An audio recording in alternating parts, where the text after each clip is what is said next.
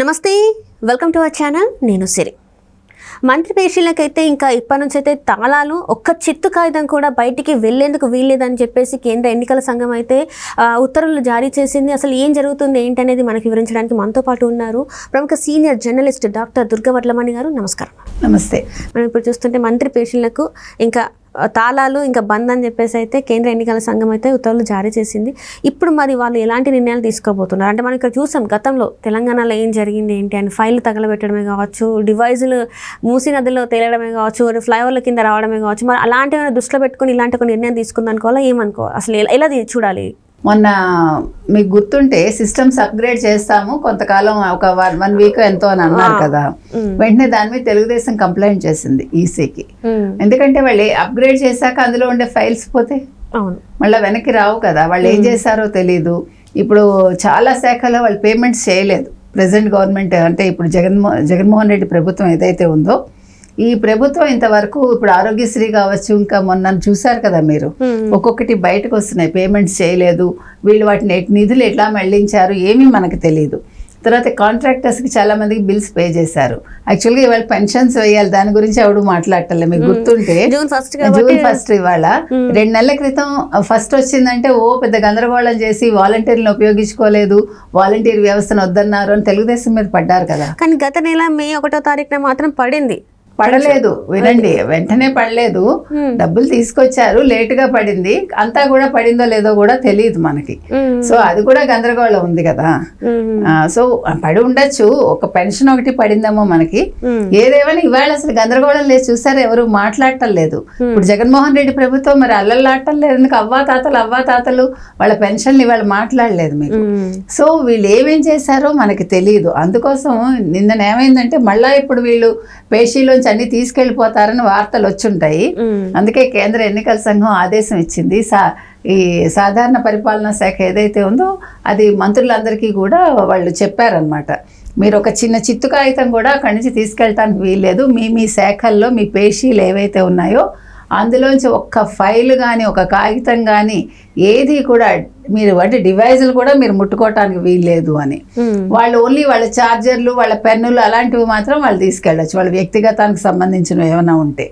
Otherwise ఏమి చేయకూడదు.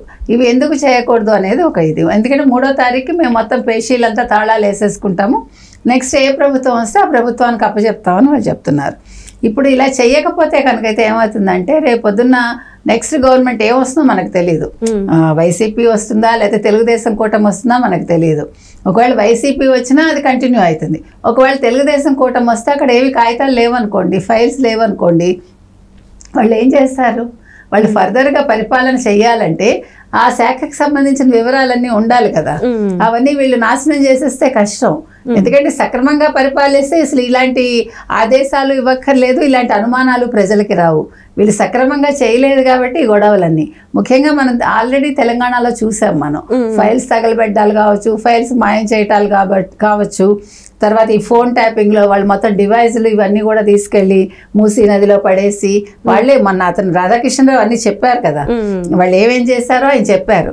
కాబట్టి ఆయన గురువు ఎలాగాను కేసీఆర్, ఈయన గురువు కాబట్టి శిష్యుడు కూడా అలాంటివే చేయొచ్చు. ఆల్రెడీ మీరు చెప్పినట్టుగా మొన్నంతా అప్గ్రేడ్ చేస్తామని అదో గందరగోళం నడిచింది. దాని మీద మళ్ళా కేంద్ర ఎన్నికల సంఘానికి ఫిర్యాదు చేసి దాన్ని ఆపాల్సి వచ్చింది. కాబట్టి మంచి చేసేవాడు ఎప్పుడు ఇలాంటివి ఆలోచించడు. వాళ్ళు సరిగా చేయనప్పుడే ఇలాంటి ఆలోచనలు వస్తాయి అన్నమాట. అంటే మనం చేసిన తప్పులను ఎట్లా మాఫీ చేసుకోవాలి, లేదా ఫైల్స్ ఎలా మాయం చేయాలి, లేదా బిల్లులు ఎలా మాయం చేయాలి, ఇలాంటి పనికిమాలిన ఆలోచనలు ఎప్పుడు వస్తాయి మీకు? మీరు సక్రమంగా పరిపాలిస్తే ఇవన్నీ రావు కదా. సరైన అభివృద్ధి ఉండి సరైన విధంగా పరిపాలన చేసి మీ చుట్టూ ఉండేవాళ్ళు కూడా, మీ సలహాదారులు కూడా సరిగ్గా ఉంటే ఇలాంటివి రావు. సలహాలు ఇచ్చేవాళ్ళు సరైన వాళ్ళు కాకుండా మీ చేత అక్రమాలు చేయించి మీకు ఇట్లాంటి అక్రమ సలహాలే ఇస్తారు, తప్పుడు సలహాలే ఇస్తారు మీకు. కాబట్టి జగన్మోహన్ రెడ్డికి ఇంకా ఇప్పుడు రిజల్ట్ వస్తాయి. వాళ్ళు ఎలాగే ఎగ్జిట్ పోల్స్ వస్తాయి, 4వ తారీఖు రిజల్ట్ వస్తుంది.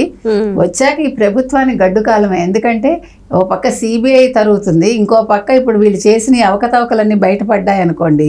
మీరు ఇవాళ చూసారా తెలంగాణలో గొర్రెల పంపకంలో 700 కోట్ల స్కాము మీరు చూసుంటే ఇవాళ చాలా సీరియస్గా దాని మీద సిబిఐ ఎంక్వైరీ జరుగుతోంది. అవన్నీ కూడా విషయాలు బయటకు వస్తున్నాయి. ఇప్పటికే కొంతమందిని అరెస్ట్ చేశారు. అంటే ఎంత దారుణం అండి. ఇలాంటివి మనకు కూడా ఎన్ని వస్తాయి ఆంధ్రప్రదేశ్లో. సో ఇవన్నీ ఆలోచించే కేంద్ర ఎన్నికల సంఘం ఈ విధంగా వాళ్ళకి ఆదేశాలు ఇవ్వటం జరిగింది. అంటే ఇప్పటివరకు చూసుకుంటే అయితే ఆల్రెడీ కొన్ని ఫైల్స్ కూడా తరలించినట్టు కూడా మనకు వార్తలు ఉన్నాయి. సచివాలయం నుంచి వెళ్ళి కొన్ని ఫైల్స్ వెళ్ళినాయి, అండ్ తాడపల్లి ప్యాలెస్ నుంచి కూడా కొన్ని ఫైల్స్ బయటకు వెళ్ళినాయి అని చెప్పేసి మనకు వార్తలు వచ్చినాయి. మరి నిజంగా ఈ పార్టీకి అన్ని వెళ్ళే అవకాశాలు ఉన్నాయంటారా, బయటకు వెళ్ళే అవకాశాలు ఉన్నాయంటారా? మరి చెప్పలేమమ్మా, వెళ్ళుండొచ్చు. ఎందుకంటే వీళ్ళకి ఆల్రెడీ ఎన్నిక రోజే వాళ్ళకి విషయం అర్థమైపోయింది.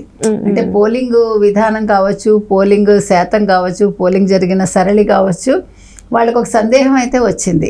తర్వాత సర్వేలన్నీ కూడా తెలుగుదేశం కూటమి వైపు చూపించాయి.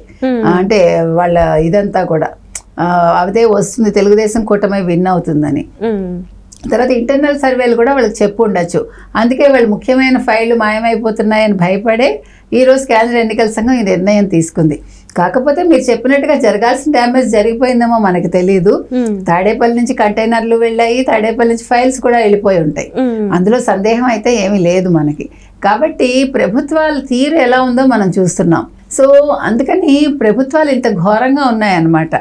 ఇప్పుడు ఇంకొక విషయం మనం గమనిస్తే, మీరు గమనించుంటే మీకు వీళ్ళకి ఎవరైతే పక్కన ఉంటున్నారో, వీళ్ళ షాడోలు ఎవరైతే ఉంటున్నారో, షాడోలు వాళ్ళు వీళ్ళు నష్టపోతున్నారమ్మా. ప్రతి ముఖ్యమంత్రి కావచ్చు, ఎవడైనా సరే వాళ్ళకి ఎక్కడ నష్టం జరుగుతుందంటే, వాళ్ళు సరిగా చేద్దాం అనుకున్నా కూడా వాళ్ళ కుటుంబ సభ్యులు కావచ్చు, లేకపోతే వాళ్ళతో ఉండే వాళ్ళ పక్కన ఉండే వాళ్ళు కావచ్చు, వీళ్ళని తప్పుదోవ పట్టిస్తున్నారు. దాంతో ప్రతి రాష్ట్రంలోనూ ఇలాంటి అక్రమాలు జరుగుతున్నాయి, అవినీతి జరుగుతోంది, గందరగోళాలు జరుగుతున్నాయి. ముఖ్యమంత్రులు తప్పుదోవ పట్టి వాళ్ళు కేసుల్లో ఇరుక్కుంటున్నారు. కాబట్టి ఇది బాగాలేదు, అసలు ఈ పద్ధతే బాగలేదు. ఈ రకంగా అసలు వీళ్ళకి అంటే ఇంకా మీదట కనీసం ఏదైనా ఒక కొత్త రూల్ వచ్చి ముఖ్యమంత్రి మీద ఒక నియంత్రణ ఉంటే బాగుంటుందేమో మనకు తెలియదు. ఎందుకంటే డబ్బులు ఇలాగ విచ్చలవిడిగా ఖర్చు పెట్టేసి వీళ్ళ సొంతానికి వాడేసుకుని ప్రజల్ని మభ్యపెట్టేసి ప్రజలకు అసలు అభివృద్ధి లేకుండా వాళ్ళు సోమరులుగా తయారైపోయి అసలు ఏంటిది, అసలు ఏ రాష్ట్రం చూసినా కూడా దరిద్రంగానే ఉంటుంది మనకి.